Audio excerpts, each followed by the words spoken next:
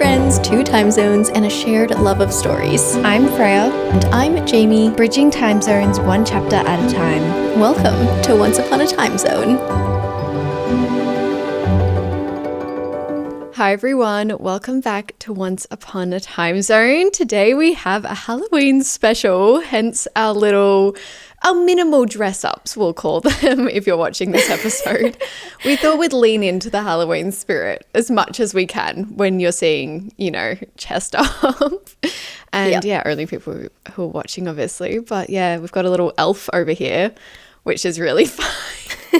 And then some sort of I've got a Greek goddess vibe going on here. I love it. It's so cute. I whip out these ears every single time someone's dress up or I don't know, any fairy fantasy thing. I'm just okay, I'll put ears on. I'm set. They're so fun. And it really suits our vibes. We're dressing up as fantasy characters for Halloween. Of course we are. Yeah, of course we are. And we're talking about choosing your own fantasy. Yeah, exactly. This is so on theme. Yeah, so today's video is going to be super fun, very chatty and kind of cozy. We're going to be basically choosing our own fantasy adventure, building our own fantasy book if we could build a fantasy book. So choosing characters, subgenres, what's the magic system, everything like that. It's going to be a lot of fun. We're just going to be talking about fantasy things we love, basically. But I have a question. Yeah. Yes, go. Are we creating the book that we want to read, or are we creating a book that we would like to be in? Because that's very different. So I'm thinking what we would like to read, because I kid you not, I don't think I could survive any fantasy book that I've read about. Okay, book we want to read. Okay. Yeah, I mean, unless I'm in a Stephanie Garber fantasy, because I feel those protagonists, somehow they survive. They don't even have that many, our main protagonists don't even have that many skills, and somehow they survive. So unless I was in a Stephanie Garber book, I'm not getting through that fantasy world. Yeah, or maybe a cozy fantasy, I guess. Yeah. No, we'll create something our dream fantasy, shall we call it? Okay, I like it. Before we jump into that though, of course, Jamie, what are you currently reading? I am reading another interesting one. So it's a contemporary fiction with a little bit of magical realism. It's called The Astonishing Color of After by Emily X.R. Pan. I have never seen anyone else talk about this book. I got it from Book of the Month, which that's how I always just discover books and authors that I've never heard of, let's be honest. But yeah. It's a really interesting story. So it's a little bit sad, but I feel it's going to be uplifting at the end at the same time, I hope. I keep reading sad books, I feel when we're filming our podcast episodes. Yeah. I feel they keep being these bizarre, outlandish, books that I've never heard of, and I'm always so intrigued. Yeah, it's funny because when I was first starting to read this one, or when I saw the plot synopsis, I was oh, is this kind of like Shark Heart? And there are a few similarities, but it's not exactly. This one, we follow a girl. She's a teenager in high school. And at the beginning, she finds that her mother has unalived herself. I don't know if I can say words without being, blocked on social media platforms. But we follow her as she deals with her grief, but then also guilt, because when it happened, she was actually at her best friend's house. And so she just starts, spiraling and thinking of all this stuff, what would have happened if I was at home? Maybe this wouldn't have happened. Or how did I not see this coming? Could I have stopped it? And so there's that whole side of it. And then another side of it is that she is mixed. So she's half Taiwanese and she's half Irish American. But she's never really connected with her Taiwanese roots. And her Taiwanese side is her mother's side. So one day she's sleeping. She wakes up in the middle of the night and it's really cold. And she looks outside and there's a huge red bird outside, and she's this is my mom. This is my mom who's come back to visit me. She gets convinced. Her mom leaves her these kind of clues, and then she ends up going to Taiwan to connect with her grandparents that she's never met before. And then so there's this whole sort of finding home, learning about your heritage and stuff, going to Taiwan, but then also she's trying to find this red bird who she's convinced is her mom. So it's a very interesting read. I like it so far. The writing is really cool. There's a lot of focus on color because the way she thinks is like every emotion is attached to a color. So something will happen and she'll be like, I feel very cerulean blue right now, or like I feel like a burnt orange. And that's how she describes her emotions. So yeah, it's an interesting read. I like it so far. It sounds like a little bit of an emotional roller coaster, honestly, but Yeah. really interesting. It's a YA book, so it's, I feel like, a little bit more gentle on everything that's happening. Like it takes a bit of a softer approach versus, I don't know, some of the other adult books that go more brutally in depth. Yeah, It's like a little bit nicer, this one, because it's YA. But yeah, I mean, I think I know what you're reading, but what are you reading? Yeah. So I'm currently still reading The Will of the Many by James Islington, who, by the way, is he Australian? Oh, I think I just found that out because I was looking on yeah. Goodreads and I was looking at the most followed people in Goodreads and he was there and that was like in your country. And I was like, oh my gosh, he must be Australian. So don't take my word for it, but I'm guessing that was only like this morning I saw that. So I found that really cool. Yeah. Oh my gosh, it has been a journey so far. So I would say I'm about, I think 70% through at the moment. And now I'm obsessed with it. But it has taken all my brain power to try, not even the magic system, it's to try and understand the hierarchy system of this book. The will, which I feel like we've talked about this series quite a few times on our podcast, so I won't delve into it too much, but understanding basically like the pyramid of the will, where there's the lower class and then their will gets fed to the other, like the next people in the pyramid, and it's so on and so forth until the top people in the pyramid. That, getting my head around that is really hard, and understanding how the will drive is like, it can be this power force, it can be physical, it can be mental, like, oh my gosh, I was, for the first 150 pages, I was there going, what is, and they didn't even give you, like, he didn't give you a moment to catch up. It was full on action straight away. I was like, I'm trying to understand so much at the moment, but I am loving it. I'm really, really enjoying it. Like, I'm getting that giddy feeling, and I didn't realize there was so much of it was set at the academy. So basically our protagonist, he says he's an orphan and he gets adopted into a quite like wealthy, high status kind of family, and they send him to the academy. The only thing I'm having trouble understanding, and you can probably clarify this is like probably good for anyone going into it, so he's going into the academy as a certain rank, but then when he graduates the academy, depending on how well, like, and how high he scores and everything, how he graduates, he can come out as a different rank. Yeah, like depending on where he scores, that's where he sort of enters into society, and like that's the level where he can like get a job. Like it's It just determines where you'll sit. So your rank can change. That was my main thing that I was like, can it? But yes, okay. Yeah. It's like fluid. And even when you get into a rank, you can go up or down, like depending on what you do, or if you make someone very happy, like you can get promoted or demoted. It's just kind of like it's like a system. Okay. It's confusing stuff, but it's worth it. Like I've been I'm so glad I'm reading it now before the next one comes out, because it should, like, I'll finish it and then a week or two and it will be out.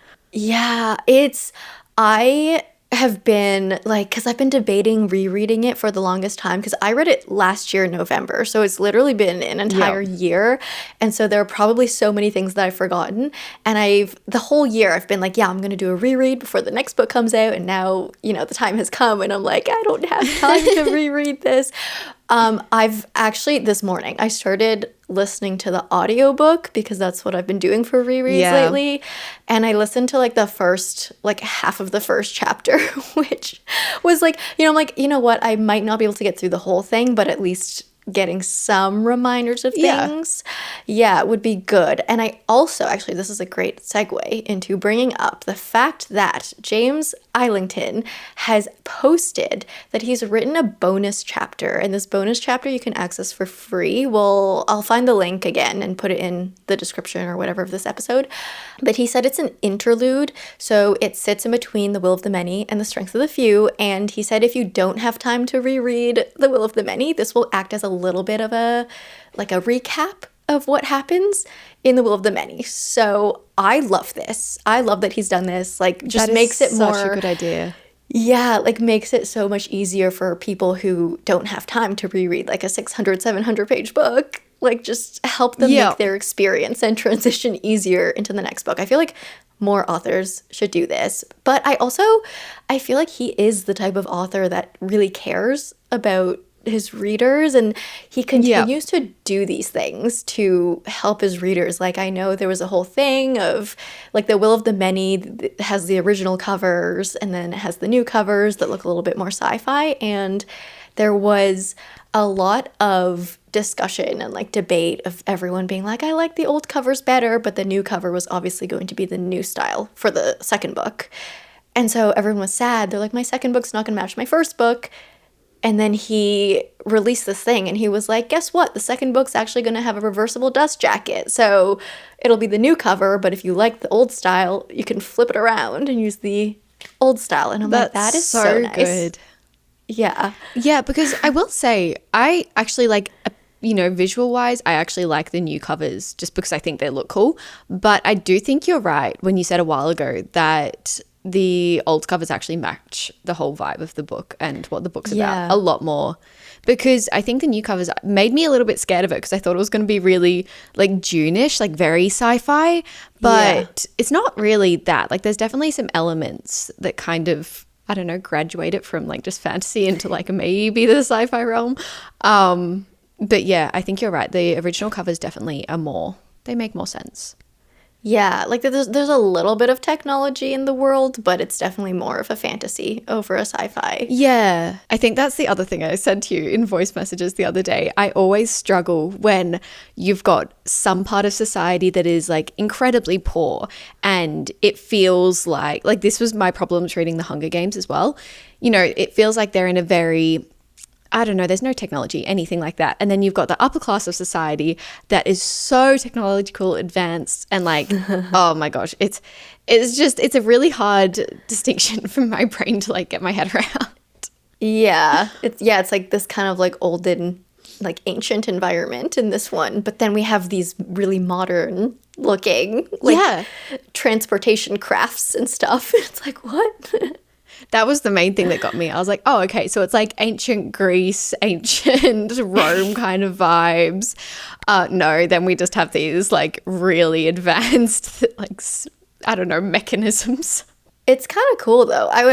This one would be an interesting one to see adapted, because like I have no idea what a lot of this stuff looks like. So it'd be cool if someone else could just imagine it for me and give it to me. And then in other news as well, we have a Jax and Evangeline novella coming, which, oh my gosh, that made my month, honestly. I'm so excited. So it's, I actually don't know. I think it's a continuation from the original Once Upon a Broken Heart trilogy. I don't think it's like, no, it wouldn't be a prequel or anything like that. Kind of like Spectacular, I'm guessing. Yeah, I'm excited about this one because I just love Jax and Evangeline so much, and like the Magnificent North, I just want to be there again. I do hope that it has a little bit more story than Spectacular did, because like, that was nice, but it was just like, okay, that was just nice. Like, I don't know, I want a little bit more than that. So hopefully this gives a little bit more than that. But I also wonder, I don't know if she said anything about this, but I wonder if it's another holiday one, like if it'll be tied to a holiday, or if it's just like, I don't know, Jax and Evangeline at any time. I'm not sure. Do you know when it's releasing? I didn't even look at the date, to be honest. I just was so excited and looking at all her interviews of it. I don't know if a date's been announced, because I know just before she officially announced it, she just kind of mentioned she was working on a novella, but she didn't really want to confirm what it was. And then like the next day she posted this thing, was like, oh, it's been confirmed, but yeah, I don't know if there's a date or anything yet. Yeah, okay, because that'll probably tell us whether it's going to be tied to a holiday or not, I'm sure.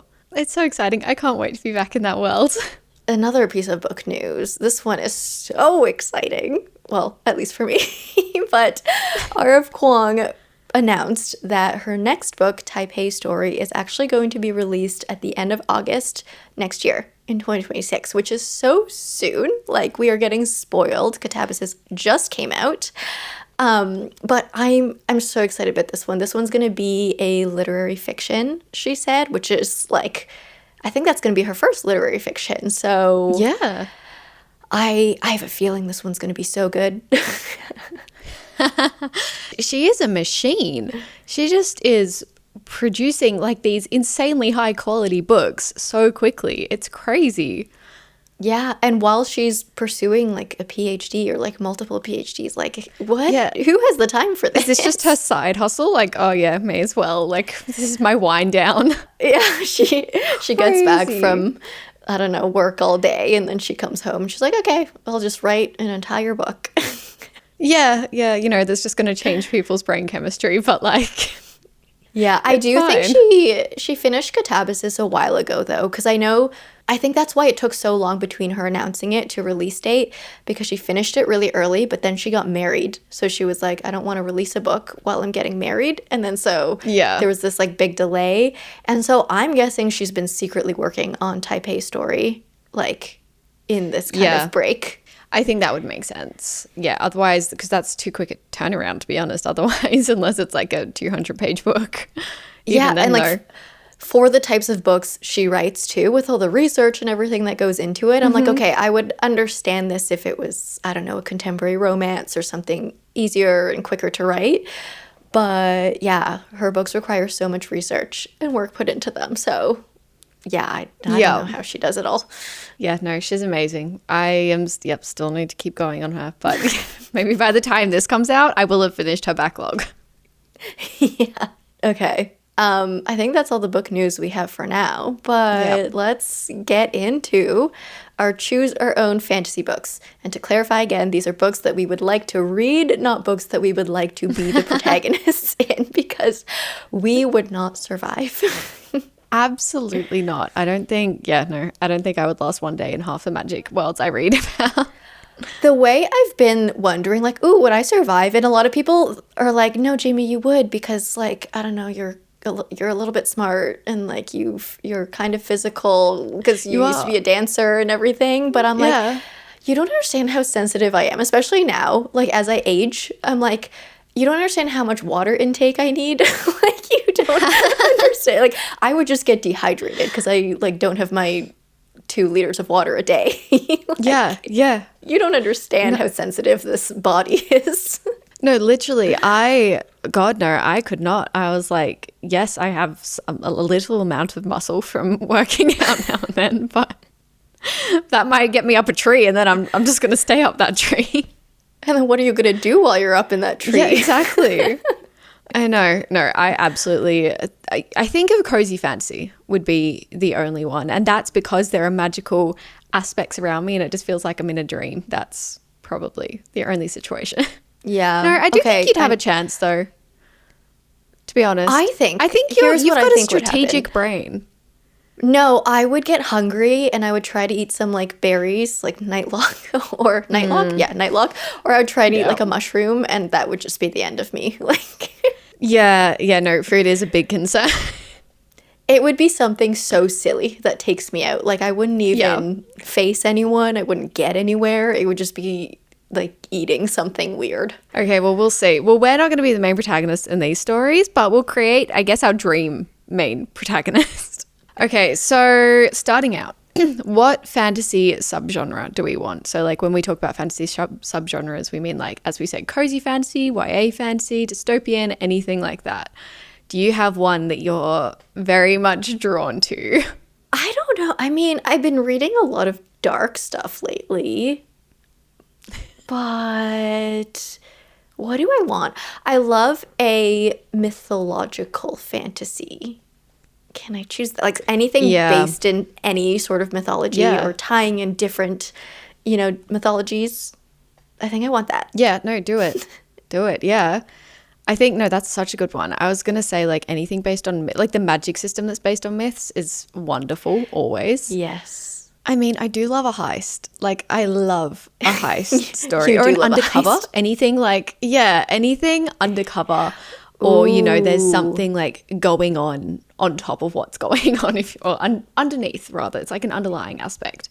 Yes. I do love that because it just adds a little bit of depth to the story. Yeah. Like, Yeah, something exciting, yeah. like a goal to achieve. Yeah.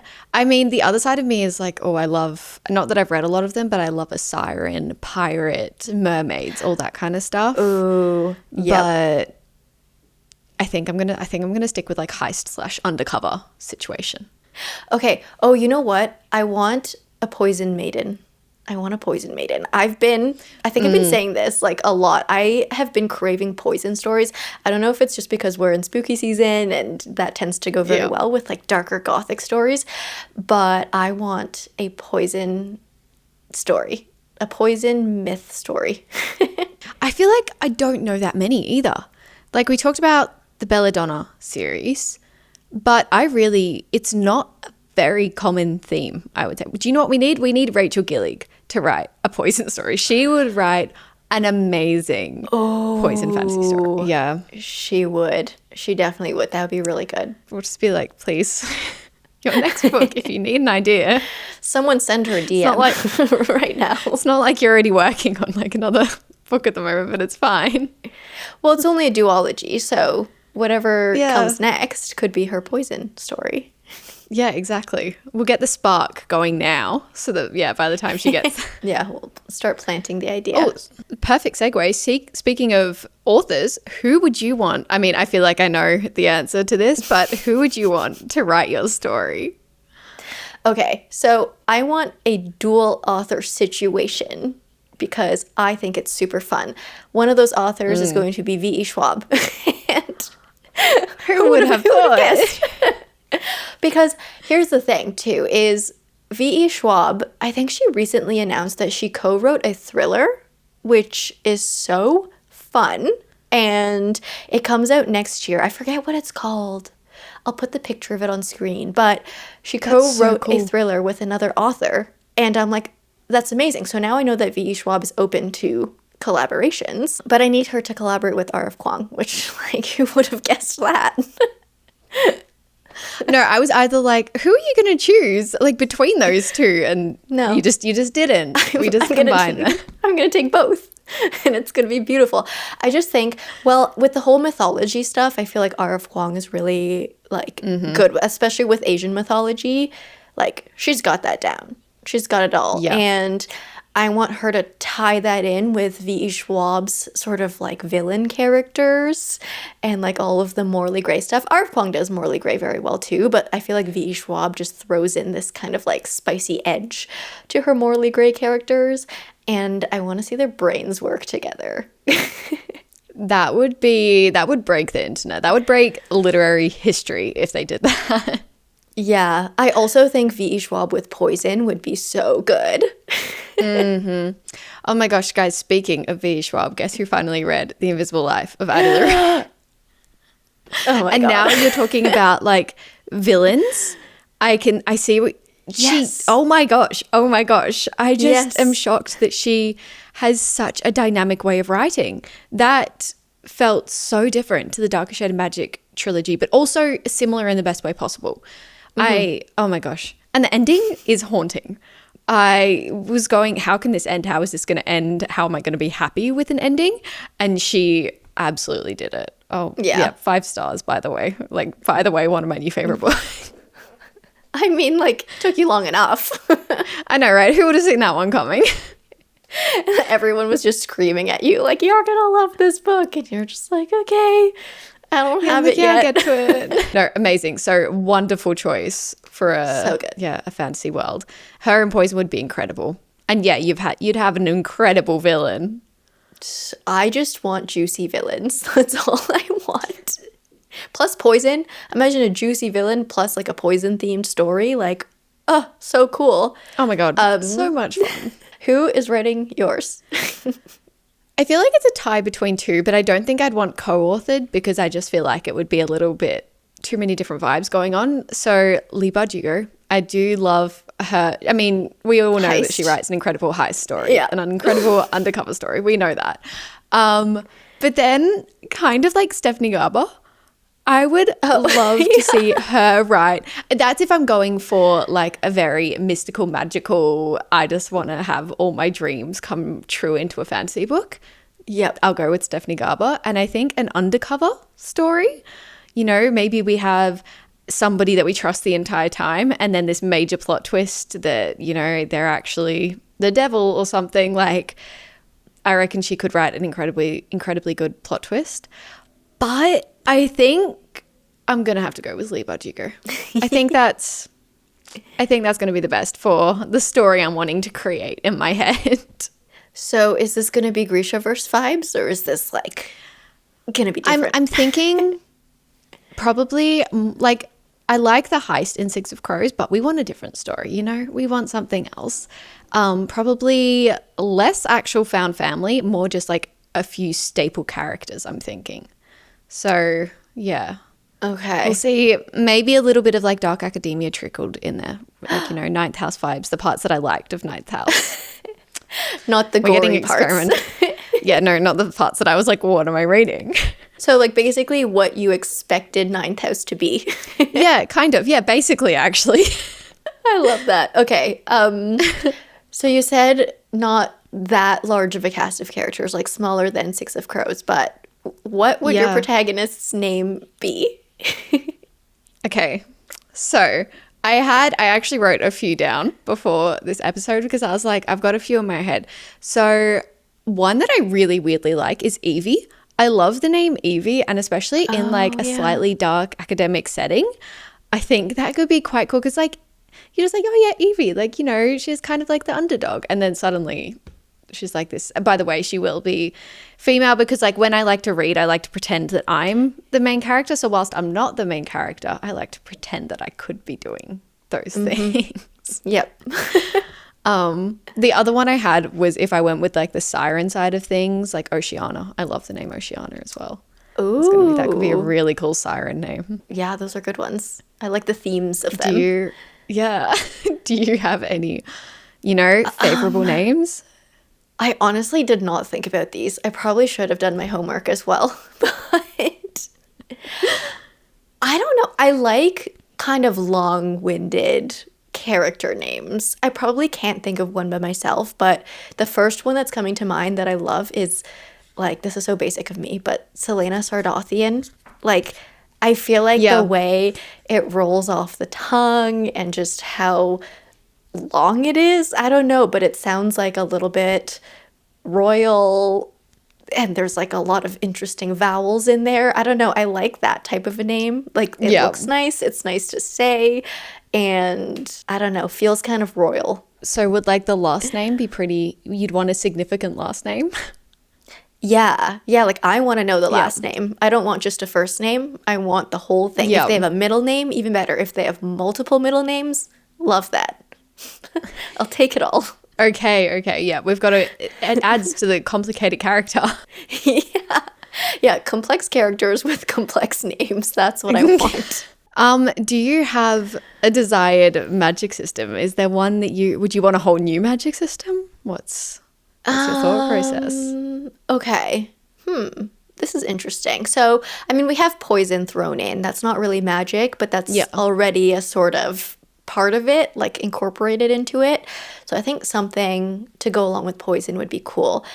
I am about to read a book, maybe in the next few weeks, called The Poet Empress, and there's a poetry magic system in that one where magic is, I don't know, kind of like summoned through poetry, like writing, and I'm like, that sounds so cool. And I haven't even read the book yet, but I'm already like, I feel like that magic system's going to be so cool. I wonder if there's poison in that book. They're quite possible. It sounds like it could be intertwined really well, actually. Yeah, maybe that's my dream book, just right there. But yeah, something with like poetry or music even. And then, with poison. And elemental, but not quite elemental. Like, I don't just want water, fire, air, whatever. I want, like, cool elemental. Like wood. Or, like... Yeah, I don't know, I get what you mean. Like, different like elements. Specific. Yeah, specific. Like, metal or, like, heat. Like, not fire, not light, but, like, heat. Or, something like that. I don't know. Yeah. I'm not creative enough for this, but... I know. I was just about to say, this is just proving that I absolutely could not write a book because there is too many factors going into it that I couldn't. It'd be too much. But no, I like that. I like this specific kind of elemental magic. I get where you're going. I see your train of thought. Yeah, and I like when the magic is tied to your moral system. So if you mean harm, it's like your magic will get corrupted and it'll morph or change, or you won't be able to use it properly anymore. It'll like change it to something else. But if you use it for good, then it'll be like nice and strong, like the good always wins. I like that. When it's like tied into the morality of the character. Yeah, no. I love that as well. And I feel like I don't read that very much actually either. Yeah. Or like sometimes it's done, but it's kind of just washed over. Like you don't really go too in depth with it. It's just kind of like stated. But it'd be cool to read one where it's like more specific. We've got some ideas. If anyone wants to just grab this and like write a book with it, please go ahead. Yeah, if there are any authors. I'd read it. Yeah. What's your magic system gonna be?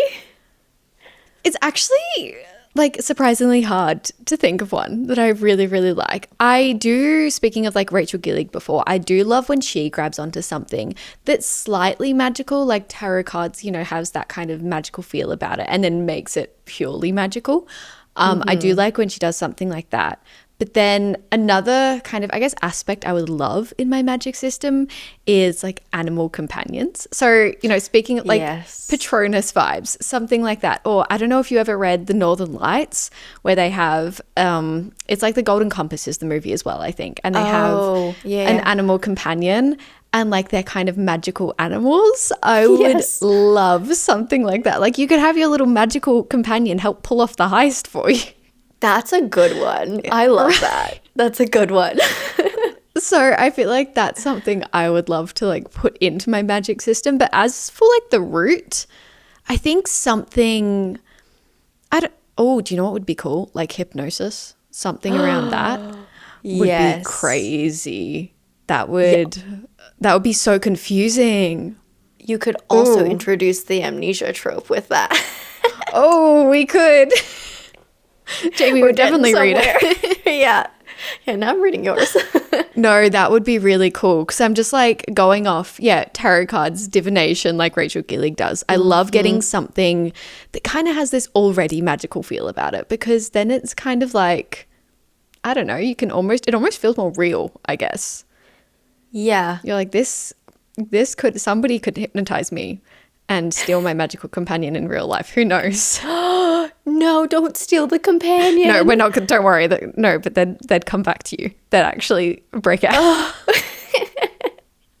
Not the animals. I'd like go to the end of, like if somebody stole Maisie, my dog, I would go to the ends of the earth. That's when I would become that's when like my peak female protagonist, fantasy protagonist would come out because I was like, I am going to the ends of the earth. That's your like triggering moment. Let's take your star. You're like, okay, I'm in it now. Teach me how to fight. Yeah. Same with like Sage and stuff. You just oh you my would God, go that'd be for so it. sad. We'd go to the ends of our earth for our animal companions.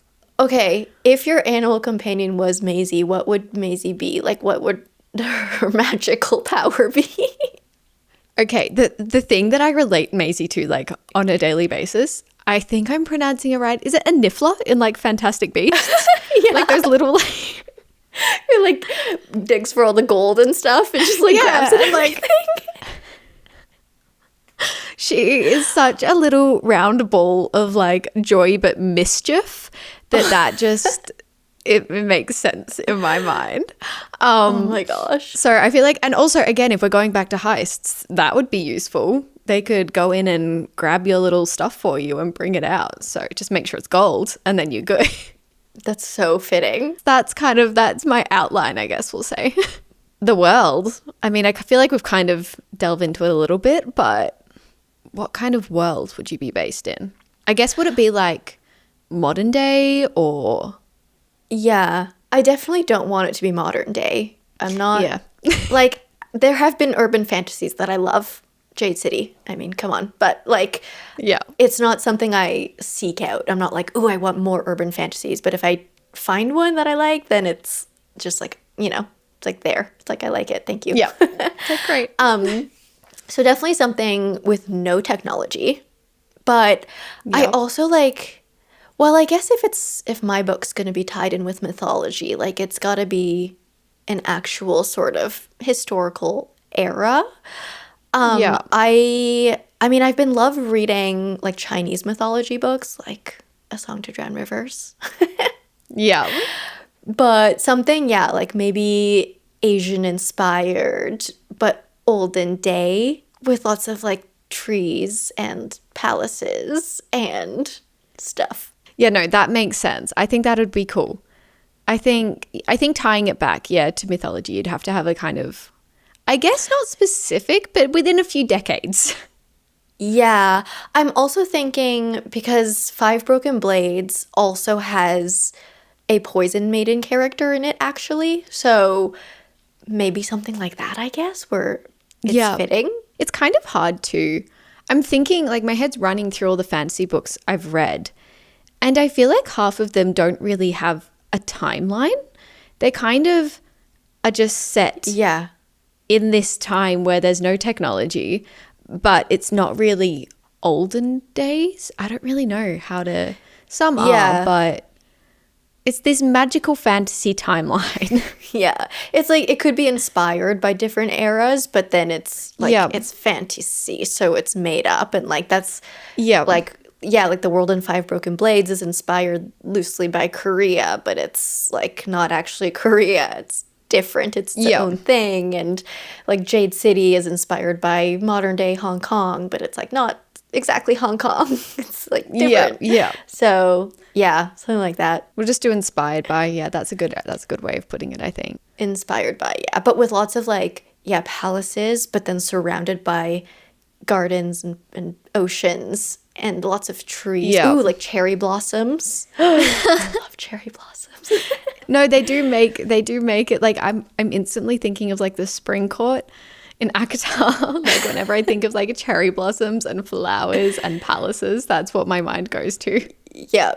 Lots of flowers and like planty things and like open windows Yeah. with billowing curtains. Lots of balconies. Yeah. I'm turning my light on, everyone. Watch out. Okay. There we go. But what is your world?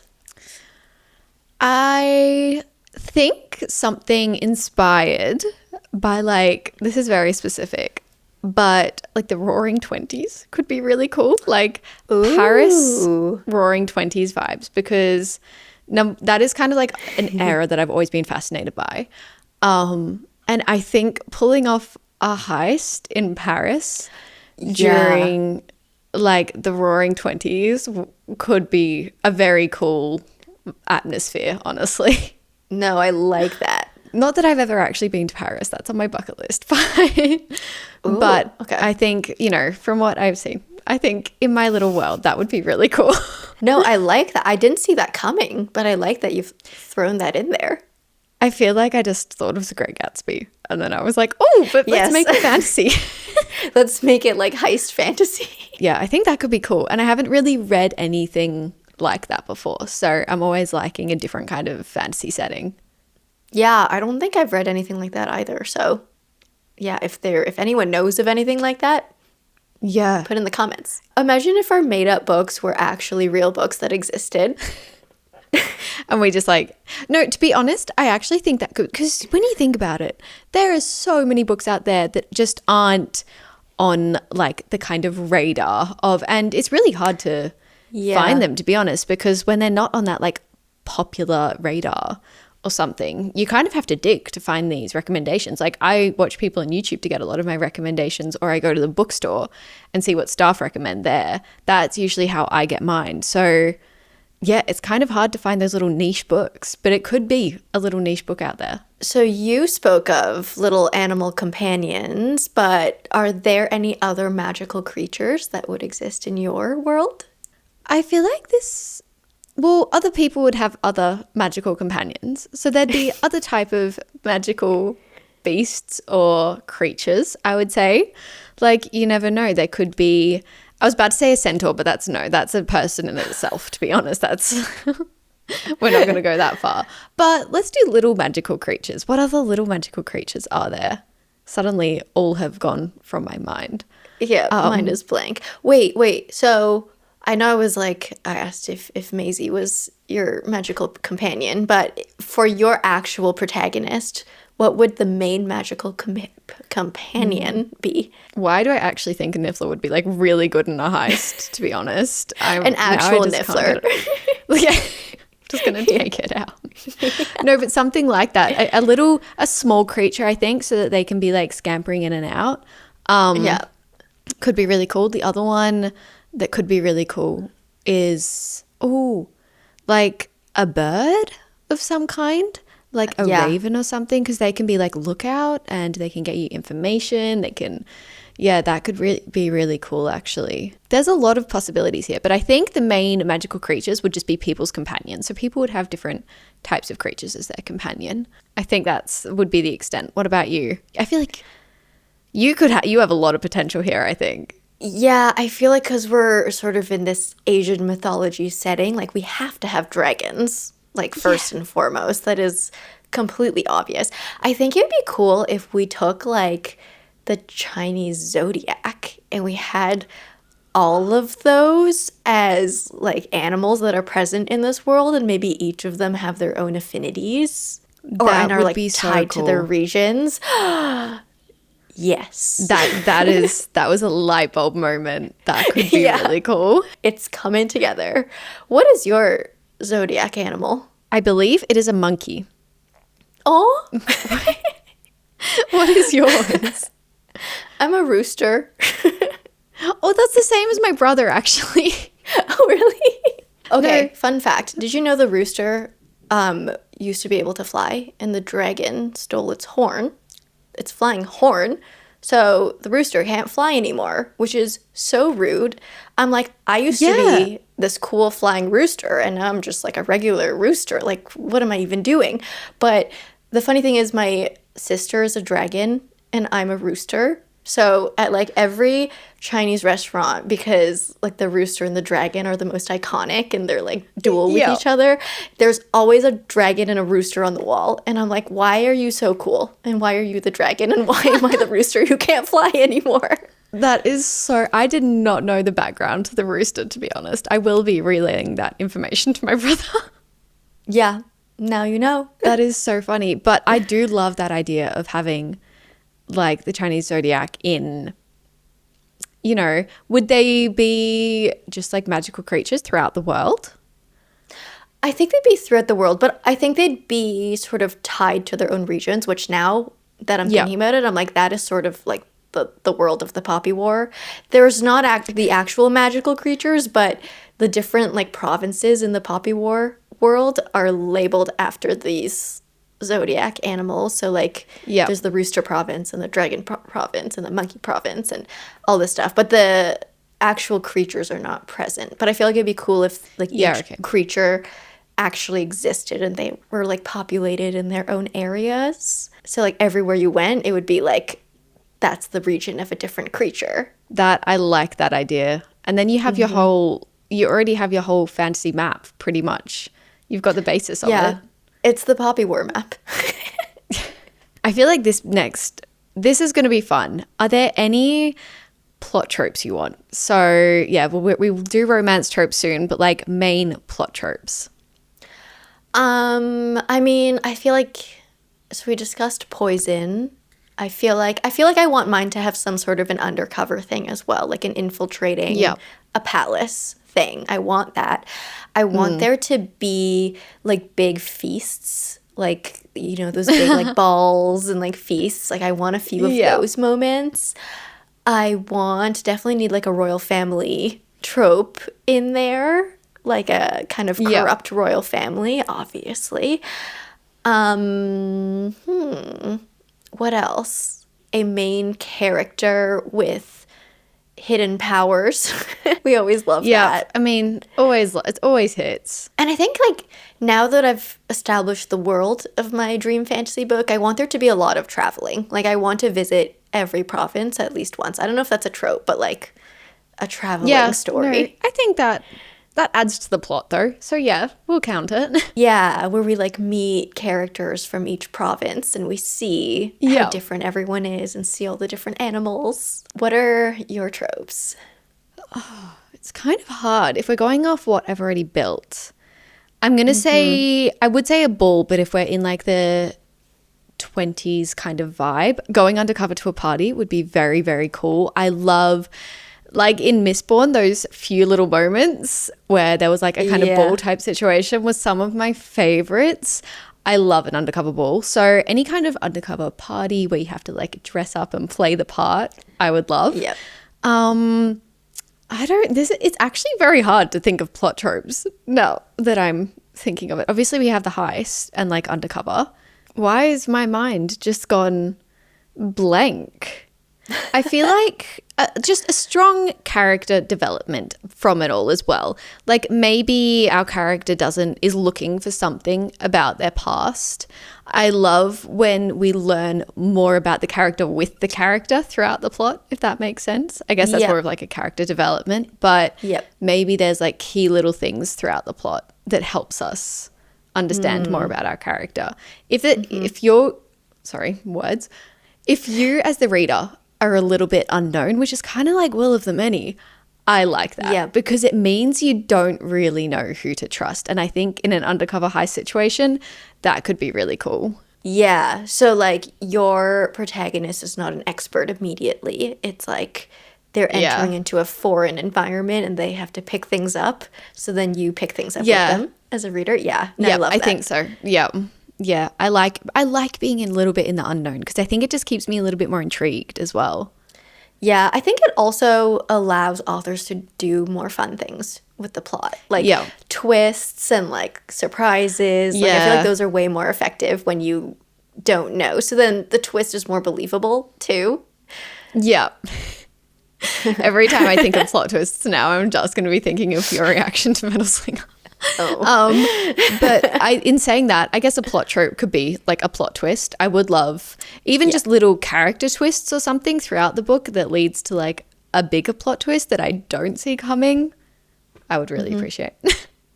Any deaths? I love and I hate a character death because sometimes it'll make that emotional connection so much stronger, but then sometimes I'm like, you did not need to go. There was no reason for that character to go. And it's always the comedic relief character. So considering we have a pretty small cast, I feel like I'm going to shy away from that because I don't like deaths of my favorite characters. That's fair. I have had too many of that. I've had too much. People can die in mine. Yeah? I'm ruthless. Okay. Well, I mean, I will say, I feel like that suits your whole, if we've got a corrupt royal family, everything like that. Yeah. I just thought of something. A poison that makes you forget things. Oh, that could be good. So we've just got the amnesia trope. Like, how can I tie amnesia trope into this? And then, how would you get your memories back then? It's got to have something to do with like the traveling and like finding like a cure, or like finding hints of a cure or like ingredients from like different provinces. Yeah, I was about to say like that relates like the animal that relates to you or something. Yes. Yeah. Oh, and the animals can kind of like mind talk to you, and like the animals know more than the humans. So you have to like travel and find the different animals who have the information, the ancient knowledge that you need to find the cure so you can remember. Because animals are wiser, let's be honest. Always. Come on. I love it. I'm reading it. Okay, but for romance now, is there gonna be romance in your story? If there is, what types of romance tropes are there going to be? There's gonna be romance in my story. I'm thinking that there is going to be, I was about to refer to one of my favorite books, and I will not because I just realized that is a major spoiler when I do it, but I would love it if we're tying back to the hypnosis thing, like them falling so deeply for their love interest and then like something happening. So in my head, I'm thinking I'm the main protagonist, or well, I'm not. Evie's the main protagonist, and we're on this heist, and we're getting close, but like we're taking something from some really high up kind of family, and of course that family has a love interest for me. Except then when they realize that the connection, there's like a hypnosis moment, and then they forget who Evie is, and then we go into the second book. Ooh, that's exciting. I'm sure you know the like story I was talking about now, but I didn't want to say it. I was going to be like this one. Yeah. And then I was like, no, that's a major spoiler. Don't say the title of the book. I do know what you're talking about though, and I like that. Yeah. Yeah. This is why I can't come up with like original ideas though. All of this is like, maybe apart from the hypnosis, but that's probably a story anyway. But a lot of this is just bits and pieces from my favorite books. Yes. Yeah, mishmashing things together. Yeah, even more respect for authors now, honestly. Do you have romance? Tropes? Okay, there's going to be a little bit of a romance, but it's going to be one of those romances that like it's just little crumbs and it doesn't actually exist, but like off the page in your mind it exists, but nothing actually happens in the book. It's like you just feel it and like you can I just say that yourself? Is like the best. Yes, like nothing happens. Nothing. Maybe in the third book, at the very end of the third book, something finally happens, but like it's just something that's completely non-existent. Or like a Kaz and a Nej. Like there's nothing there. Yeah, there's nothing there, but you just feel it, and literally nothing happens, and even at like it's non-existent. There are a few in the Poppy War that are popping out to me, but something like that where at the end you're still like, no, you guys are together, but they're not. I love it. That's what I want. So I don't know if like tropes would go along with that. Like, yeah, I can't think. I mean, it could be like, you could have like a forbidden love type situation depending on the characters, I guess. Yeah, and like maybe then there could be like moments, a vibe. Yeah, but like nothing actually happens. Like they don't actually end up together. Yeah. There's just like a few little moments where it's like, what if? And then it's like, well, you'll never know. Haha. Actually, question, would you have like a found family trope? Because then there could be like a little bit of nothing happening romance there. Ooh, that's interesting. I mean, it'll be hard to do with the protagonist traveling everywhere. But maybe she'll have a home base and that's where the found family will be.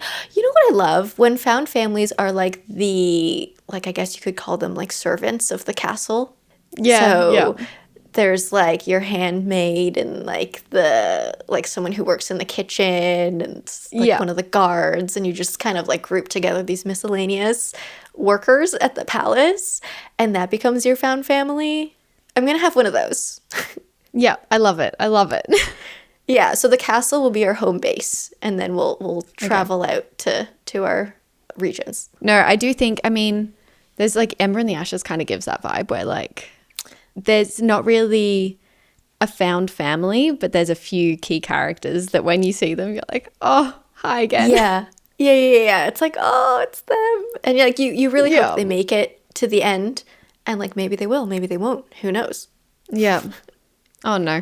Here are the character deaths. Here's what the character deaths are coming in, guys.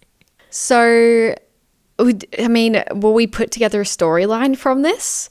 What's your, like, I mean, that's really hard for me. I don't know that I can do a very good one, but what's your basis?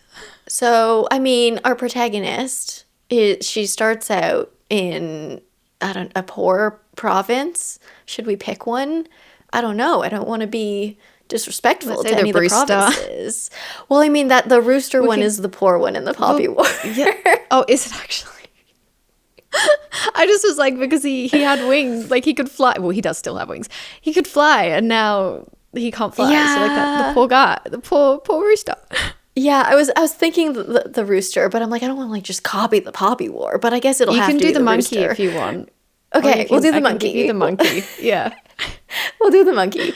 And then she's a poison maiden, so I don't know, she like goes out and forages and knows poisons for some reason. I don't know why. And then her dad dies. And I'm just making this up as we go. This is a messy this story. is like so much harder than I thought. How does she get intertwined with the royal family, though?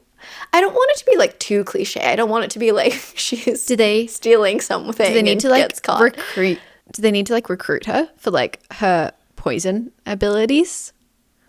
Yes, but that's kind of like Hemlock and Silver that I just read. But I mean, every book's gonna have similarities to something else. Yeah. So I guess that could be a thing. Like people start like noticing her for her poison abilities, and then they recruit her, so she goes to the royal family in the palace, but she doesn't agree with them.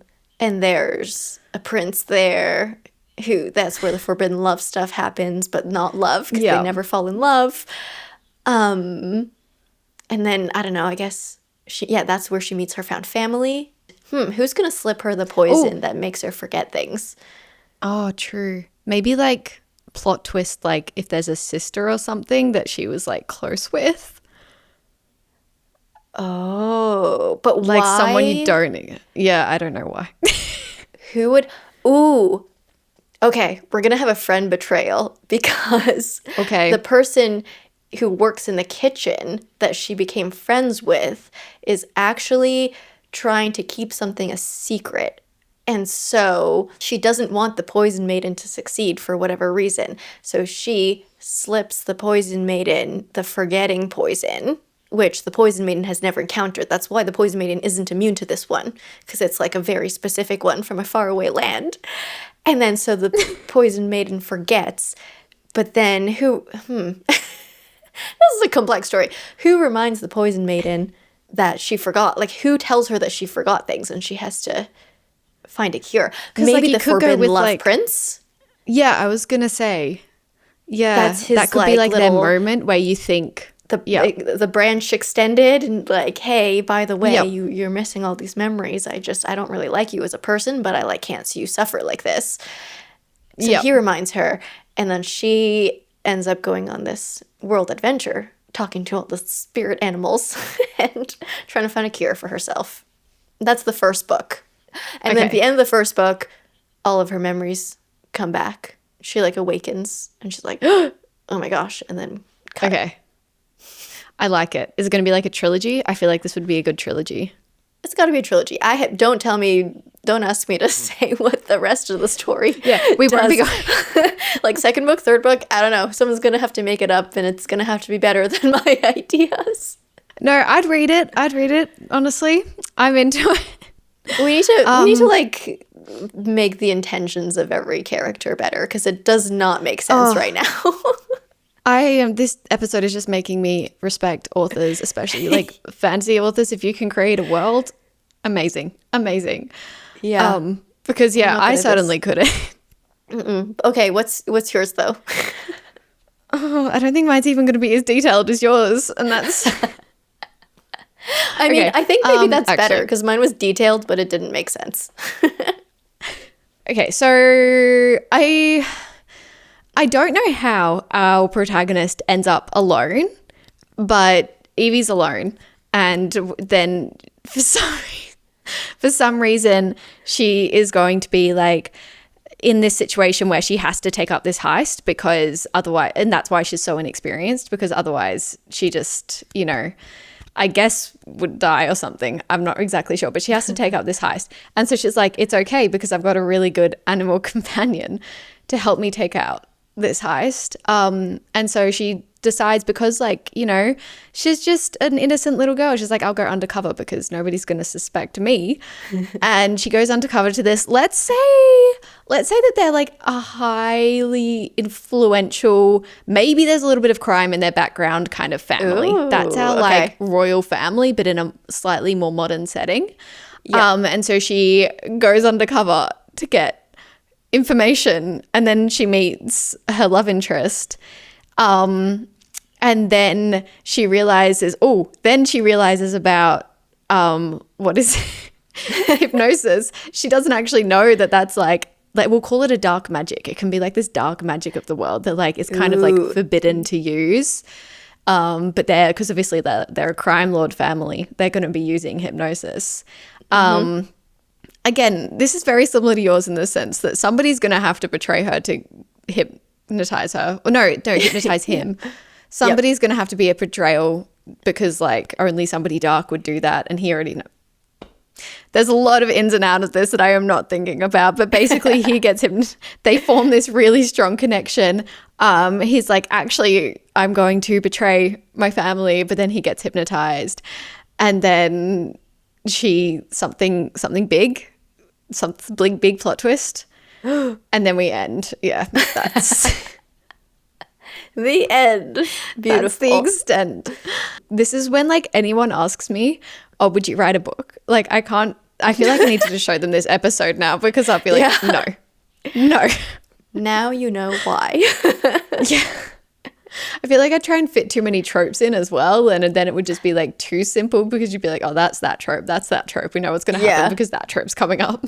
Yeah. I'm like, throw in this because I like that. Throw in this because I like that. And where are we even going with the story? Like what was our main goal to begin with? I don't know. Yeah. But I mean, I hope this was entertaining for you guys listening. We had fun. It was a fun time. It felt like a fancy sleepover moment.